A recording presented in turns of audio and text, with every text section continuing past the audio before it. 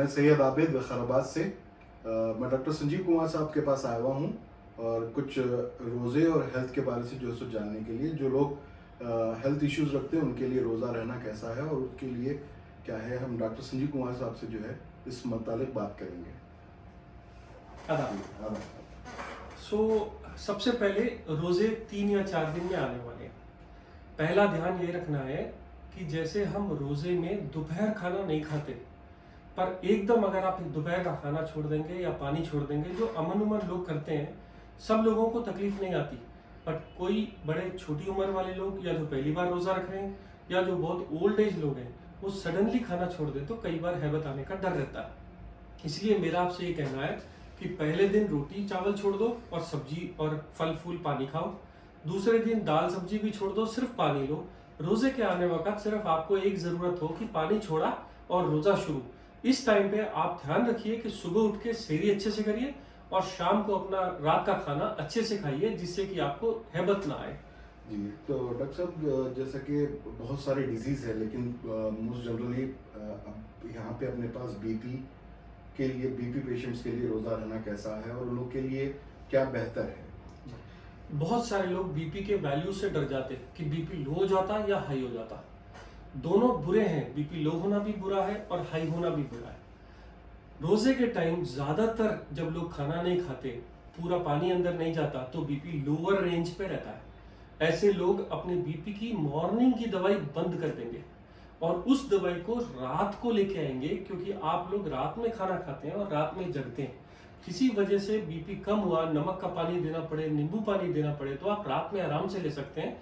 इसलिए बीपी वाले मरीज अपनी बीपी की दवा या तो कम कर देंगे, हाफ कर देंगे, या रात में शिफ्ट कर देंगे। जैसे कि बीपी एक बीमारी है, उसी तरह शुगर भी एक बीमारी है, तो शुगर पेशेंट्स भी जो है सो रोज़ा रहना चाहते, तो उन लोग के लिए क्या सजेशन है आपका? सर, बीपी से ज़्यादा डिफिकल्ट है शुगर पेशेंट्स, क्योंकि उनकी शुगर की फ्लक्चुएशंस बहुत ज़्यादा होती हैं। शुगर लो तो जान ले सकती, और सबसे बड़ा डर ये रहता है रोजे में आदमी को पानी भी अलाउड नहीं है, और अगर शुगर कम हो गई और जान का खतरा है तो वो कुछ ले भी नहीं सकता। बट अब आजकल नए लोग, ऐसे बड़े मौलवी साहब ऐसा बोल रहे हैं कि अगर आपकी शुगर लो हो गई और बाद में बात करना बंद कर दिया और आपको डॉक्टरी मदद चाहिए और इंजेक्शन लगवाना पड़े, तो वो ऐसा बोलते हैं कि वो ले सकते हैं अपनी जान बचाने के लिए। पर अगर मान लीजिए आपको प्राइमरी ट्रीटमेंट करना है घर में, कि जाने दो जान बचानी है अम्मा की, तो क्या करना है बोल के, घर का इलाज है ग्लूकॉन डी। ये डायरेक्टली मेड शुगर है। आपको अगर कोई अनकॉन्शियस पेशेंट मिल जाए जिसकी रोजे में शुगर कम हो जाए और आपको लगता हो कि उसकी जान बचानी है और वो पूरा अनकॉन्शियस है, तो आप ये शुगर को उंगली पे लेके उसके मुंह के किनारे पे अगर लगा दें तो वो सांस की नली में भी नहीं जाता और फटाफट शुगर बढ़ जाती है। इससे पहले कि डॉक्टर आए और लेट हो जाए, ये एहतियात कर सकते हैं। ये सबके लिए नहीं है, पर अगर किसी आदमी की जान को ही खतरा आ जाए तो उसकी जान कैसे बचाएं, हॉस्पिटल ले जाने से पहले, एक ये तरीका है। दूसरा, खासकर वो लोग जो इंसुलिन के इंजेक्शन लेते हैं, मेरा तो ये कहना है कि इंसुलिन वाले लोग जो हाई डोज लेते हैं, उन लोगों को रोजे रखते वक्त अपने डॉक्टर से अपनी इंसुलिन जरूर सेट करानी चाहिए, क्योंकि इसमें सबसे बड़ी प्रॉब्लम यह है कि शुगर चेक करना भी मुश्किल है और आप सिर्फ एक आइडिया लगा सकते हो कि शुगर कम हो गई कि ज्यादा हो गई। बीपी इतनी बड़ी तकलीफ नहीं है, शुगर जितनी बड़ी तकलीफ है। दूसरा, हमारा खान पान एकदम बदल जाता है। हम लोग जो दोपहर में खाते हैं वो ना खा करके हम सेहरी बहुत हल्की सी करते हैं और इफ्तार बहुत भारी करते हैं। तो आपकी अगर मान लो शुगर का इंजेक्शन है, सेहरी वाला बंद कर दीजिए और इफ्तार वाला इंजेक्शन पूरा लीजिए या थोड़ा सा ज्यादा लीजिए। और मेरा तो मानना यह कि इफ्तार के बाद अगर आपको अलाउड है शुगर चेक करना, तो इंसुलिन वाले लोग तो कम से कम एक बार शुगर जरूर चेक कर लें रोजा खुलने के बाद। जिनका लो शुगर रहता और हाई शुगर रहता, उन लोग के लिए भी यही सजेशन है आपका? हाँ, एक चीज याद रखिएगा, बड़ी सारी वैल्यूज लोग बोलते हैं खाना खाने के बाद या खाली पेट। मैं रोजों के लिए आपको एक सिंपल वैल्यू बता देता हूँ। 100 और 200 के बीच में शुगर नॉर्मल। अगर शुगर 100 से कम आ रही तो वो लो हो गई, अगर शुगर 200 से ऊपर जा रही तो वो हाई हो गई। तो आप, अगर शुगर ज्यादा हो गई तो आपकी दवाई बढ़ानी है, और शुगर लो हो गई तो बेहतर है कि आप दवाई छोड़ दें और अपने डॉक्टर से मिलें। जिन किसी को भी पेन जो रहते, पेन्स रहते, हर एक वजह से हो सकता है, चाहे वो पेन कौन सा भी हो, तो जो पेन किलर्स लेते वो लोग, तो उसके बारे से आपका क्या राय है? अब रोजों में ओल्ड एज लोग जिनको पैरों में बहुत दर्द होता है, सिर में हेडेक होता है, कमर में दर्द होता है, सर्वाइकल है, ऐसे लोग जो पेन किलर्स लेते हैं, पेन किलर्स अगर आप कोई भी बाम लगा रहे हैं, पेन किलर का बाम लगा रहे हैं, तो उससे कोई नुकसान नहीं होता। अगर आप खाली पेट भी है तो नुकसान नहीं करेगा। बट दो जो गोलियां लेते हैं एसिक्लोफेनाक या भारी पेन किलर्स, वो खाली पेट किडनी को डैमेज कर सकती हैं। इसलिए कोशिश करिए रोजे के टाइम जब आप सेहरी से पहले अगर कोई भारी बीपी दर्द की गोली ना लीजिए। दूसरा, अगर जरूरी भी पड़ रहा है और आपको गोली भी लेनी है तो 2 गोलियां पैरासीटामोल और ट्रामाडोल जो अल्ट्रासेट के नाम से आती है, ये दोनों गोलियां काफी हद तक सेफ रहती हैं, किडनी को नुकसान नहीं करती। किडनी वाले पेशेंट्स, हार्ट वाले पेशेंट्स भी इनको ले सकते हैं। और एक चीज़, अब आपके प्रोफेशन पे आएंगे, जो आप हार्ट के हैं, तो जो हार्ट पेशेंट्स है उन लोगों का लिए जो है सो क्या सजेशन है आपके रोज़ों के मुताबिक? साहब, जो आदमी पैदल चल के 2 मंजिल सीढ़ी चढ़ सकता है, उसके अंदर इतनी ताकत होती है कि वो किसी भी तरह के स्ट्रेस को सह सकता है। जैसे कोई आदमी सर्जरी कराने जाता है तो मुझसे भी यही सवाल पूछते हैं कि साहब, अगर आपको पैदल चल के 2 मंजिल चढ़नी पड़े तो क्या आप चढ़ सकते हो और आपको तकलीफ नहीं होती? ऐसा आदमी हार्ट की तरफ से फिट होता है। हार्ट एक मोटर है जो आपको 2 मंजिल ऊपर तक ले जा सकती है, वो आपको रोजे भी आराम से रखा सकती है। खासकर याद हार्ट के पेशेंट्स को ये रखना है कि रोजों से पहले अपना चेकअप करा लीजिए, अपने डॉक्टर को बता लीजिए। दूसरा, हार्ट के पेशेंट्स अमूमन एक गोली खाते हैं जिससे यूरिन आती है जी। वो यूरिन वाली गोली जो है आप सेहरी में ना लेकर के इफ्तार में लीजिए, क्योंकि अमूमन हम लोग जैसे ही 7 या 8 बजे रोजा खोलते हैं उसके बाद आपको पानी पीना अलाउड है। किसी वजह से अगर आपने सुबह सुबह सेहरी में यूरिन की गोली ले ली तो सारा दिन यूरिन एक्स्ट्रा आता रहेगा और आपके बॉडी से पानी ड्रेन होगा। इसलिए ये भी ध्यान रखिए कि हार्ट वाले पेशेंट्स एक तो चेकअप जरूर कराएं। अगर आप में ताकत इतनी है कि 2 मंजिल चढ़ ली है तो आप आराम से रोजा रख सकते हैं। जिन लोगों को इसी साल हार्ट अटैक आया, 1 साल के अंदर स्टंट डला है, बाईपास हुआ है, वो 1 साल के लिए रोजा छोड़ें, वो ज्यादा अच्छा है। जब तक 1 साल के बाद पूरी हीलिंग पूरी हो जाती है, जो लोग भाई जो बाईपास करा के 4-5 साल हो गए, 2 साल हो गए, जिनको स्टंट पिछले साल डला है, वो लोग आराम से रोजा रख सकते हैं, उससे हार्ट को कोई तकलीफ नहीं होती। जो लोगों के पैर में सूजन है, जिन लोगों को सांस चढ़ती है, जो लोग मंजिल सीढ़ी नहीं चढ़ सकते, ऐसे लोग रोजा रखने से पहले बहुत एहतियात करिए। मैं आपको अब एक गोल्डन रूल बताता हूँ। जब आप एक एक करके अपने दोपहर का खाना बंद कर रहे हैं और आपको ऐसा लगता है कि आप कंट्रोल नहीं कर सकते, हैबत हो रही है, तो आप रोजा ना रखिए। पर अगर हैबत नहीं हो रही, सब कुछ ठीक दिख रहा है, तो सारे लोग मिलकर आराम से रोजा रख सकते हैं और इबादत कर सकते हैं। जी। एक और चीज़, जो लोग रोज़ा बीमारी के डर से या फिर धूप के डर से या फिर कोई वजह से रोज़ा जो लोग नहीं रखते, रोज़ा रखना सेहत के लिए ठीक है या फिर डर के छोड़ देना ठीक है? एक्चुअली रोजा तो एक्चुअली हेल्थ को मेडिकली तो बहुत बेहतर करता है। एक तो सहने की ताकत देता है, एक पूरी बॉडी की क्लीनिंग होती है, क्योंकि 12 घंटे आप खाली पेट रहते हैं, पानी भी नहीं पीते, तो ये मेडिकली तो बहुत बेहतर है। शुगर के पेशेंट्स का शुगर बेहतर हो जाता है, बीपी वाले पेशेंट्स की बीपी की दवाई कम हो जाती है, शरीर में ताकत आ जाती है और कीजिए कई सारी बीमारियों से लड़ने की ताकत आ जाती है। रोजा जरूर रखना चाहिए। पर मेरे वो ऐसे भाई लोग जो एक बार हैबत हो गई है और अब हमने रोजा रखना छोड़ दिया, ऐसा मत सोचिए।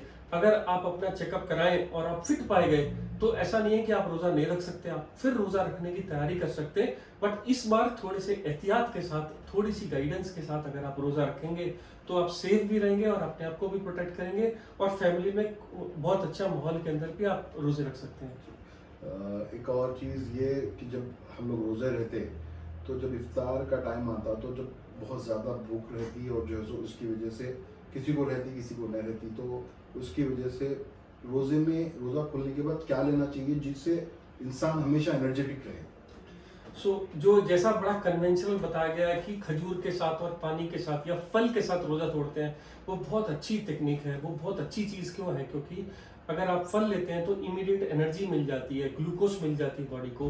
पानी पीते हैं तो बॉडी की कमी पानी की पूरी हो जाती है, जो हम फास्टिंग की वजह से बॉडी में कीटोन्स बन जाते हैं, वो टॉक्सिन्स निकल जाते हैं शरीर से। एक बार रोजा तोड़ने के आधे या 1 घंटे के बाद जब आपका शरीर थोड़ा सा कूल और काम डाउन हो जाता है उससे, उसके बाद आप अपना नॉर्मल खाना शुरू करिए। मेरा कहना यह है कि आप जब भी इफ्तार पार्टीज रखते हैं, बड़ी बड़ी पार्टीज रखते हैं, उसमें सलाद और फ्रूट्स जरूर रखें, क्योंकि खाने का आधा हिस्सा फ्रूट्स और सलाद होना चाहिए। पहले आप एक दूसरे को जब सर्व करते हैं तो पहले लाइट फ्रूट सर्व करिए या मिल्क में बनी छोटी हल्की मिठाइयाँ सर्व करिए। उसके बाद आप रोटी, सब्जी, दाल, चावल जो भी आप खाते, उसके बाद उसके ऊपर जाइए। एकदम सडनली बिरयानी पर जैसे हैदराबादी टूट पड़ते हैं, वो नहीं करना है। आप पहले फल फूल खा लीजिए, थोड़ा सा, थोड़ा पानी पी लीजिए, शरीर हल्का होने के बाद फिर आप अपनी बिरयानी पर भी जा सकते हैं। एक और बात ये है कि जो है कुछ लोग हैं जो रोज़ा कोई ना कोई बहाने से छोड़ देते, मतलब या तो उनको कोई डिजीज़ रहता, उतना बड़ा नहीं रहता, लेकिन फिर भी वो डिजीज़ बढ़ने के डर से छोड़ देते। तो क्या उन लोग के लिए भी यही सजेशन है जो लोग रोज़ा नहीं रह रहे थे, जैसा कि आपने बताया, नहीं उन लोग के लिए कुछ और सजेशन है? साहब, हर आदमी रोजा रख सकता है। ऊपर वाले ने सबको इतनी ताकत दी है कि रोजा कोई भी रह सकता है, 12 घंटे फास्टिंग रह सकता है। अब इसका एग्जाम्पल क्या है? आप अमूमन रात को जो 10 बजे सोने वाले लोग हैं, वो सुबह 7 बजे, 8 बजे, 9 बजे उठते हैं, तो 12 घंटे खाली पेट सोते हैं ना, बगैर पानी के सोते हैं। तो ये रोजा तो आप सारी जिंदगी करते आए। आज आप 60 साल, 50 साल, 40 साल के हो गए। 40 साल में आप हर रोज रात को बगैर किसी बूंद पानी के, बगैर किसी बूंद खाने के कैसे जी जाते हैं? ऊपर वाले ने अगर आपको इतनी ताकत नहीं दी होती तो। हाँ, कुछ लोग जेन्युइनली बीमार होते हैं जिनको चेकअप की या इलाज की जरूरत होती है। अपना इलाज फिट करा के, अपनी गारंटी लेके कि हाँ, घर में अगर एक आदमी बीमार हो तो बाकी सब लोगों को भी अफेक्ट हो जाता है। जिन लोग बेचारे सुबह से शाम तक खाली पेट रह रहे हैं, अपना काम भी कर रहे हैं और इबादत भी कर रहे हैं, अगर उनका साथ वाला कोई बीमार हो जाएगा तो उसको सुबह शाम हॉस्पिटल भागना पड़ेगा, जो कि कोई भी नहीं चाहता। मैं खुद नहीं चाहता कि कोई हॉस्पिटल आए। बट मेरी आपसे ये इल्तिजा है कि वो सब लोग जिनको ऐसा डर लगता है कि वो रोजा रख सकते कि नहीं रख सकते, वो हमारी क्लिनिक में आए। हम पूरे रमजान के टाइम, आज से लेके जब तक रमजान खत्म नहीं होता, जिनको भी ये चेकअप कराना है कि मैं ठीक हूं या नहीं ठीक हूं, या मैं रोजा रख सकता हूं कि नहीं रख सकता हूं, या अपनी दवाइयां उठा के लाए बताने के लिए कि साहब मैं ये दवाइयां खाऊं तो रोजा रखूं कि कम करके रोजा रखूं, उनको हम पूरे रमजान सर्विस फ्री देंगे। ना टेस्ट का, ना कंसल्टेशन का, किसी चीज का कोई भी चार्ज नहीं लगेगा। मैं एबिट्स में क्लिनिक चलाता हूँ, उमा हार्ट क्लिनिक। ये फर्नांडिस नर्सिंग होम के बाजू वाली बिल्डिंग है। आप कभी भी आइए और कभी भी ये सर्विस लीजिए।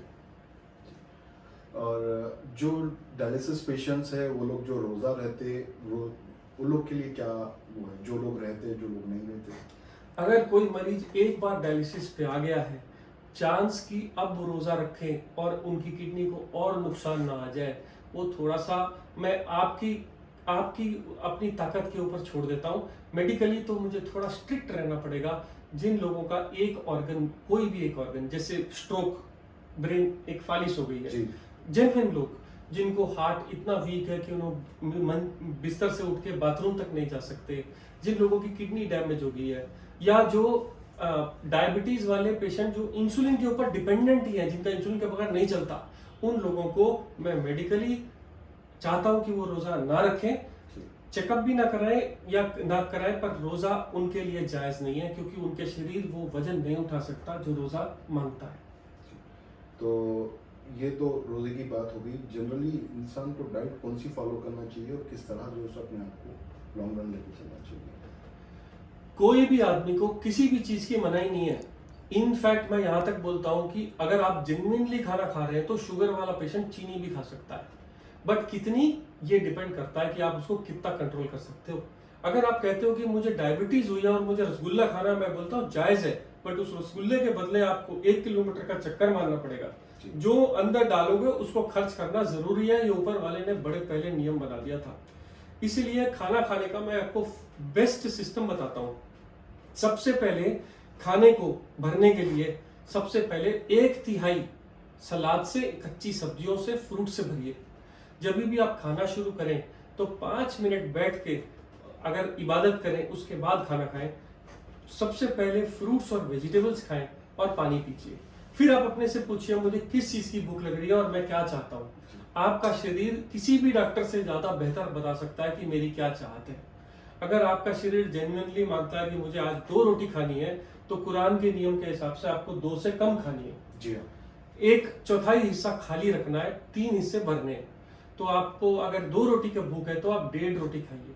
1.5 रोटी के साथ दाल खाइए। दाल अच्छी प्रोटीन पौष्टिक वाली, पनीर की चीज़ें या नॉनवेज चीज़ें, सब चीज़ें अच्छी रहती हैं। अगर क्वांटिटी में खाई जाए, कोई भी चीज़ क्वांटिटी के बाहर खाई जाए तो बेकार है। दूसरा, मिठाई खाते वक्त ध्यान रखना है कि ये बहुत एनर्जी रिच होती है, उसको खर्च करना बड़ा मुश्किल है।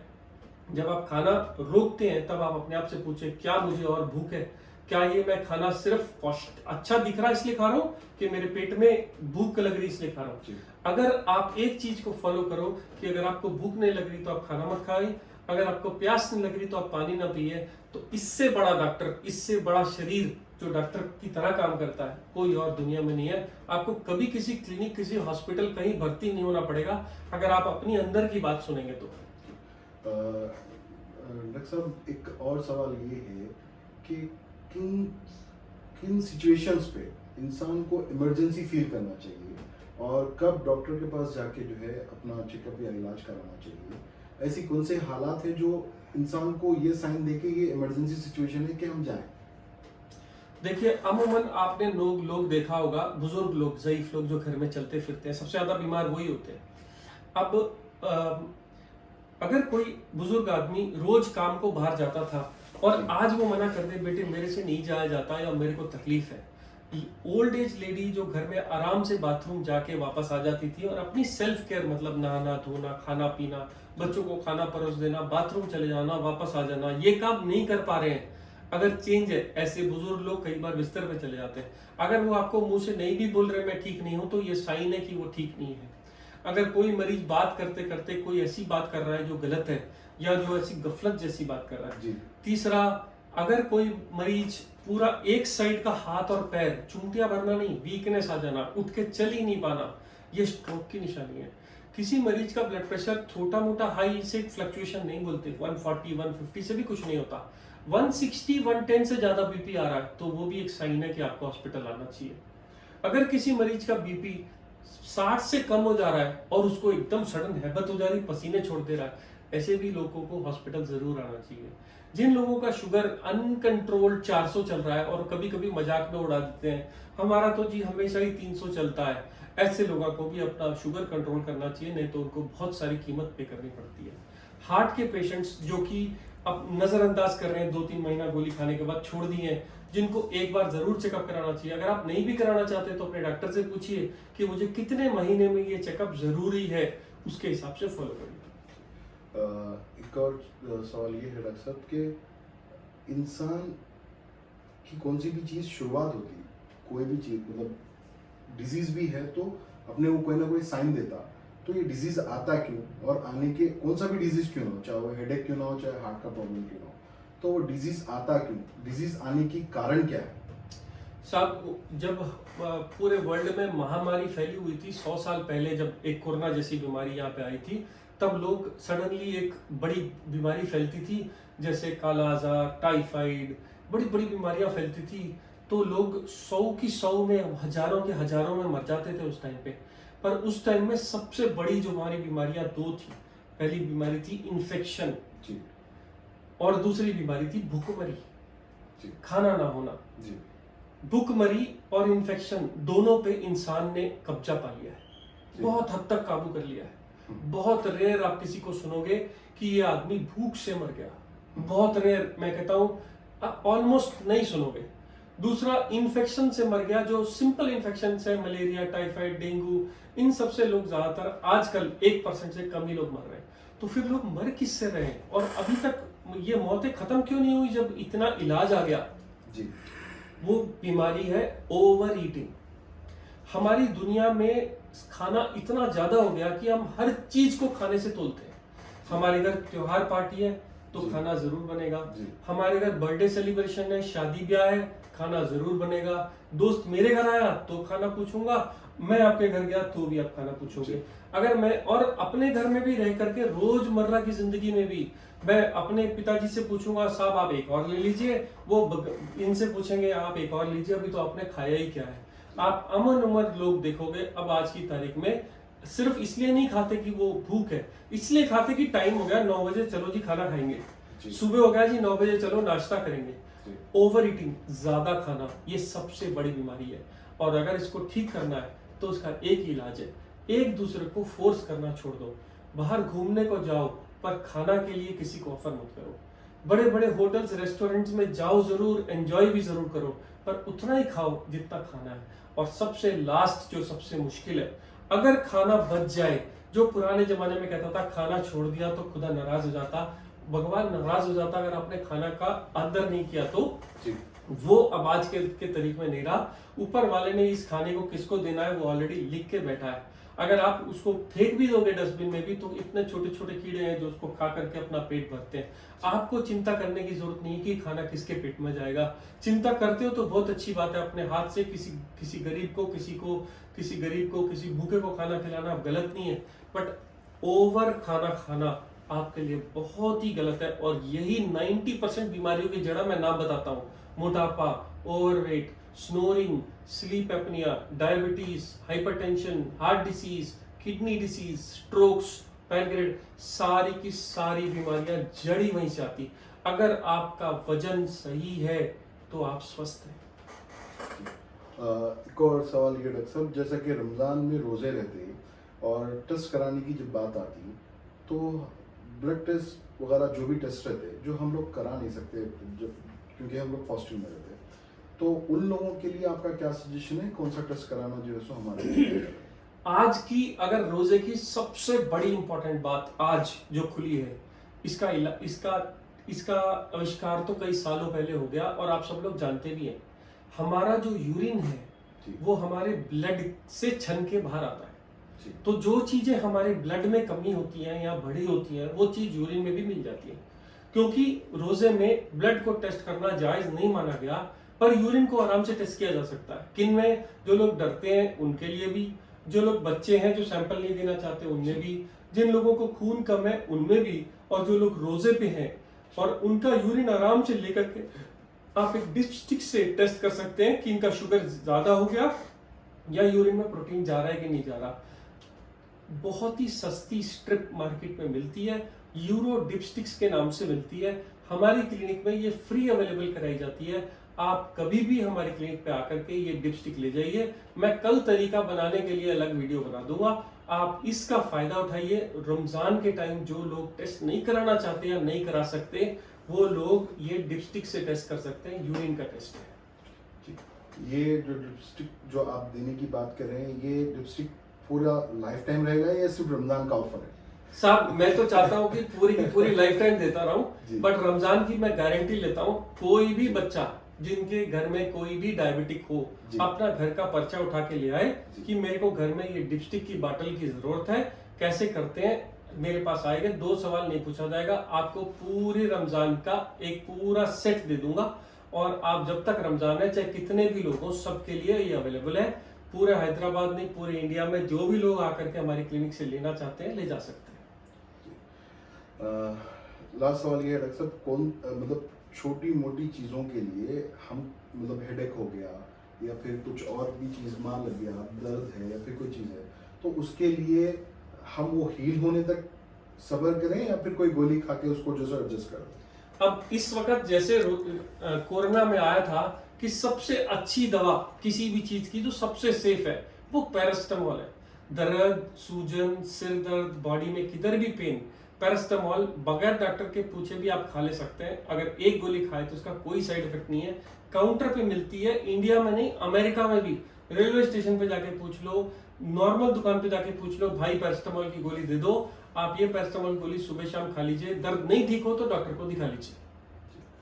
तो डॉक्टर साहब आपसे बात करके बहुत अच्छा लगा और बहुत खुशी हुई कि जो सो आप लोग ये सर्विस दे रहे, और आगे चल के हम लोग को आपसे यही उम्मीद है कि जो सो आपकी तरफ से यही सर्विसेज हमको मिले।